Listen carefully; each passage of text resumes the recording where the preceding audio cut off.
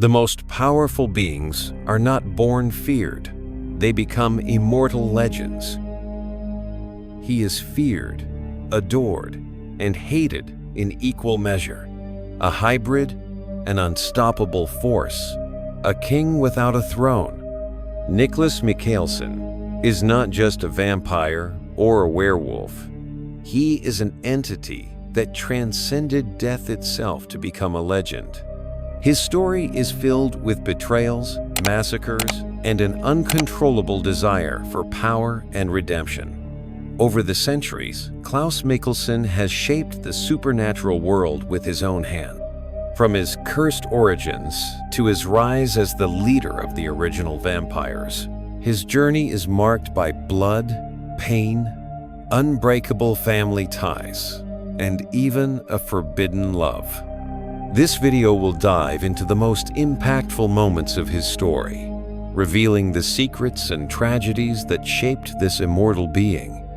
By watching until the end, you will discover not only the darkest details of Klaus's journey, but also what made him one of the most fascinating and feared characters in the universe of the Vampire Diaries and the originals. Klaus Mikaelson was born of a forbidden sin, the fruit of Esther Mikaelson's betrayal, who gave herself to a werewolf, sealing her son's fate with a dual curse. Raised believing he was the legitimate heir to Mikael, Klaus grew up in a family divided by secrets and resentments. But the real horror came when his mother, in a desperate act of protection, used dark magic to transform her children into the first vampires in history, and at the same time, sealed a curse within Klaus that prevented his werewolf side from awakening. This made him not only the most powerful of his siblings, but also the most hated. As the centuries passed, Klaus lived under the terror of Mikael, the father who swore to destroy him, not out of betrayed love, but out of pure contempt for the creature his son had become. Moving from city to city, Klaus left a trail of destruction wherever he went. His need to free himself from the curse grew each year, driving him to desperately search for the ritual that would break the spell and transform him into the ultimate abomination, the first hybrid of vampire and werewolf. But this search would come at a cost that even he could not foresee. Klaus's quest for freedom led him down a path of blood and sacrifice. To break the curse that prevented his werewolf side from awakening, he needed to perform a dark ritual that required the sacrifice of a vampire, a werewolf, and the Petrova doppelganger, a rare being whose lineage had been cursed since ancient times. For centuries, Klaus hunted this bloodline, waiting for the right moment to complete his transformation.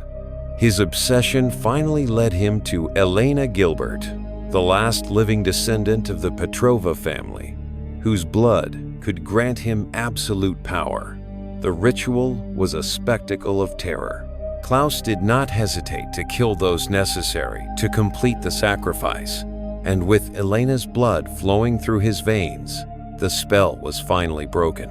His body burned in a frenzy of pain as his hybrid nature awakened for the first time. He was no longer just an original vampire, he had become something far worse.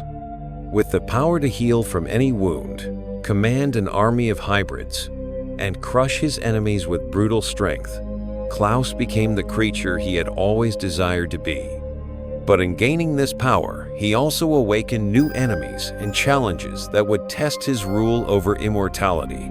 With his newfound absolute power, Klaus was no longer just a predatory, was a sovereign without limits, capable of creating other hybrids and building his own army. He believed that by turning werewolves into loyal hybrids, he would finally have a family that would not betray him. But his rise was not met without resistance. His siblings, Elijah and Rebecca, questioned his thirst for power, while vampires and hunters emerged to stop him. Determined that no city was worthy of his grandeur, Klaus turned his gaze to New Orleans, a city he had helped build centuries earlier. There, he found not only old enemies and allies, but also a lost Empyrean empire, now ruled by Marcel Gerard, his former protege. Feeling betrayed and challenged, Klaus declared war to reclaim what he believed was his by right. But the city that once belonged to him had changed, and to regain his throne, he would need more than just brute strength. Even with the power of an original hybrid, Klaus learned that loneliness was the price of his immortality.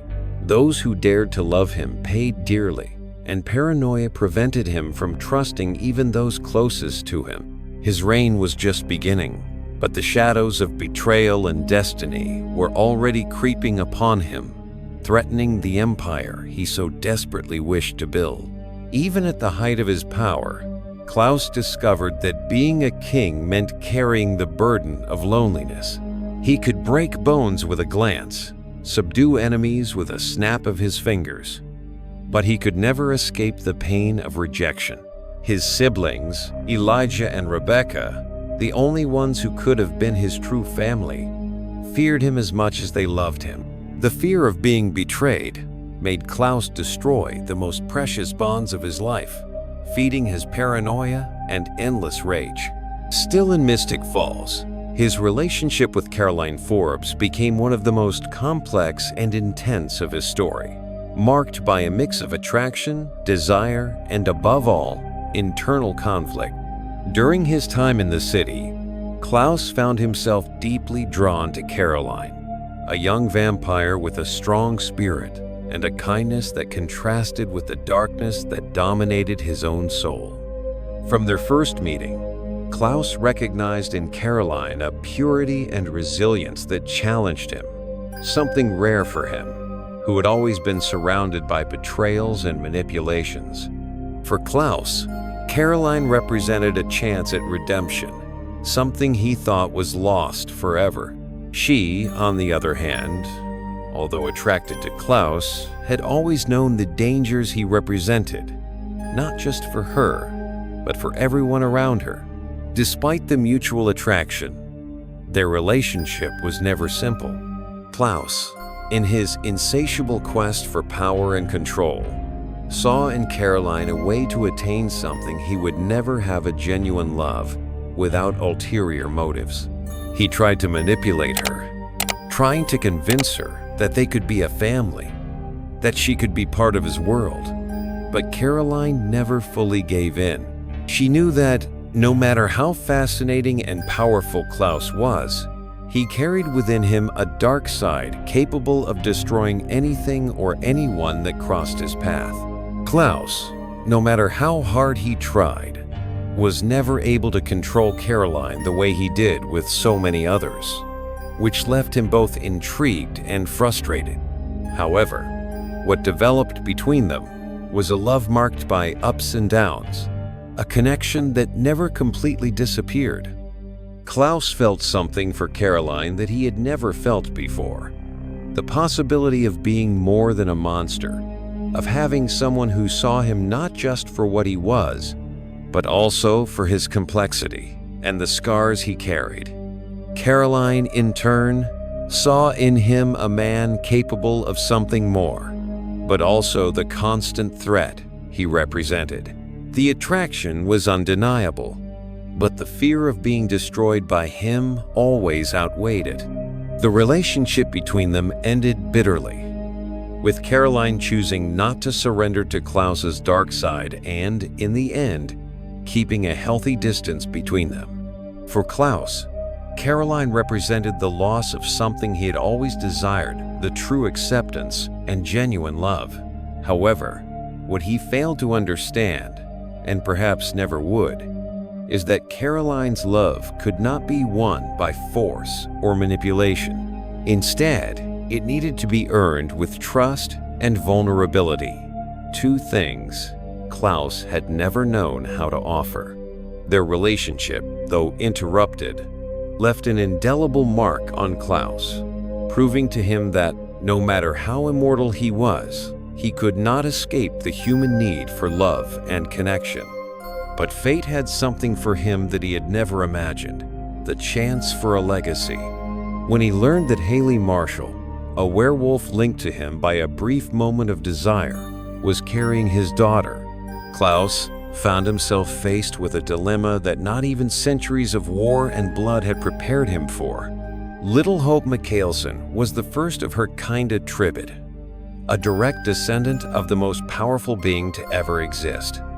Klaus now faced a new kind of battle, protecting his daughter not only from his enemies, but also from himself. His destructive instinct prevented him from fully embracing the role of father.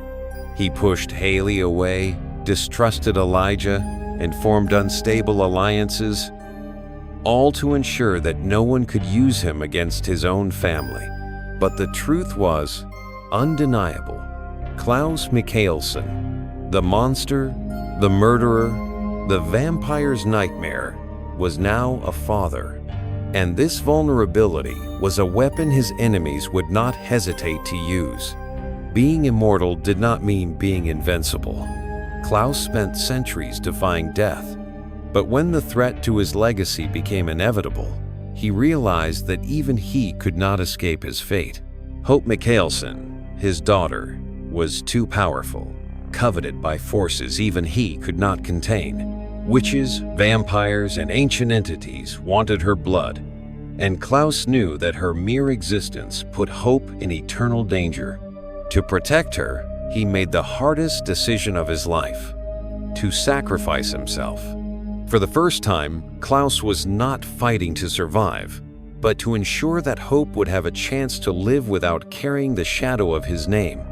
In an act of redemption, he absorbed all the dark magic threatening his daughter and, alongside Elijah, prepared to face his end. The brother who had forgiven him so many times chose to leave with him, closing together a journey marked by love, blood, and tragedy.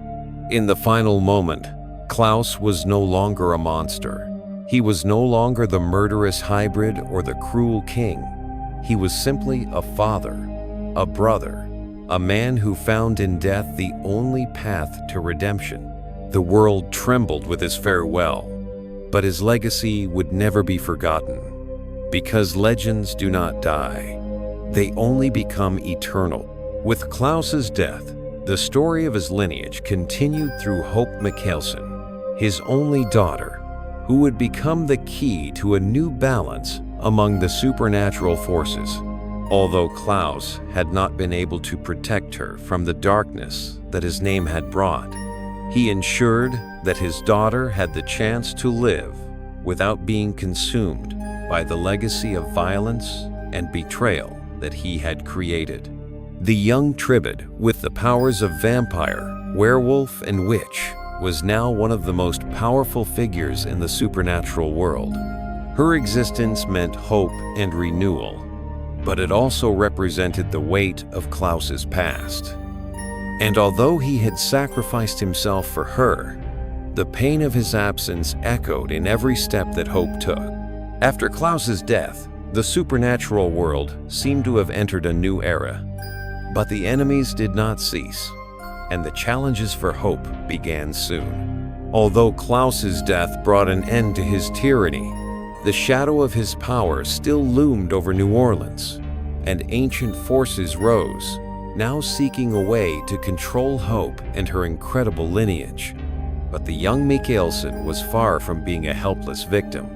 Determined to honor her father's sacrifice, Hope knew that, although dangerous inheritances flowed through her veins, she was not condemned to follow the same path of destruction. She had the power to shape her own destiny, representing a promise of something that might be redemption for her father's dark legacy. Although Klaus was gone, his name continued to be a legend in the supernatural world.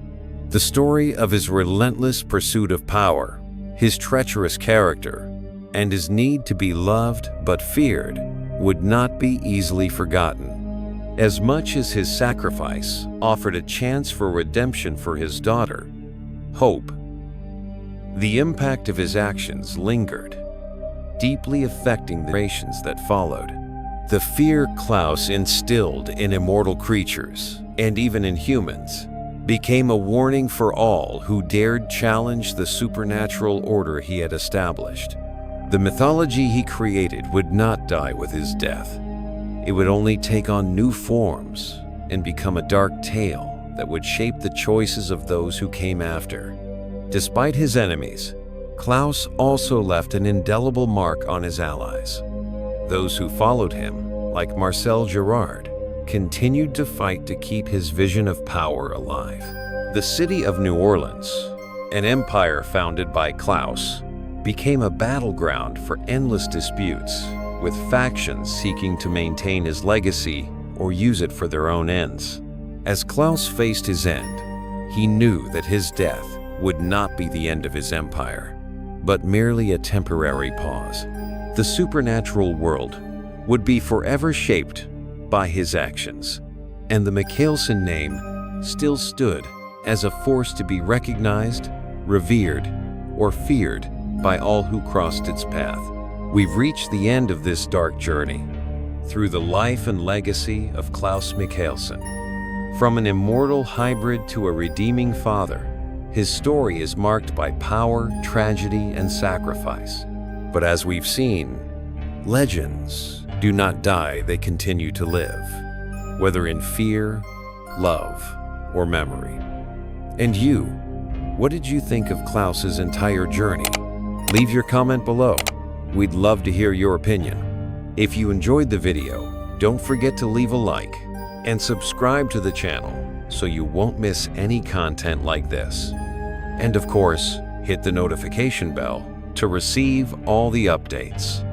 See you in the next video, where we'll explore more epic stories from the world of the Vampire Diaries and the originals.